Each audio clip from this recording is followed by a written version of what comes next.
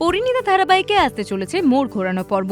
সব শত্রুতা মিটিয়ে বন্ধুত্বের হাত বাড়িয়েছে শিরিন।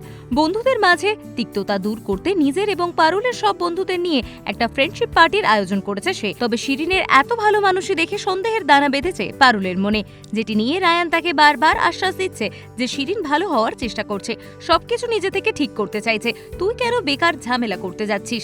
কেন এত সন্দেহ করছিস? ও তো সব ভালোই করছে, এতে অসুবিধে কি? তবুও পারুলের মন মানতেই চায় না। খটকা থেকে যায় তার মনে। তাকে শিরিন একটা ড্রিঙ্ক খেতে দেয়, তবে পারুলের মনে হয় যে এতে বিষ মেশানো। সেই জন্য পারুল ড্রিঙ্কটা প্রথমে শিরিনকে খাইয়ে দেয়। শিরিন চুপচাপ সেটা খেয়েও নেয়। সেটা দেখে রায়ান আবারও বকাবকি করে পারুলকে যে ও শুধুই এইসব করছে। তবে কি শিরিন সত্যি ভালো হয়ে গেছে, নাকি ভালো মানুষের মুখোশের আড়ালে নতুন কোনো বিপদ ডেকে আনছে সে? কোন দিকে ঘুরতে চলেছে ধারাবাহিকের মোড় জানতে হলে নজর রাখতে হবে পরিণীতা ধারাবাহিকে।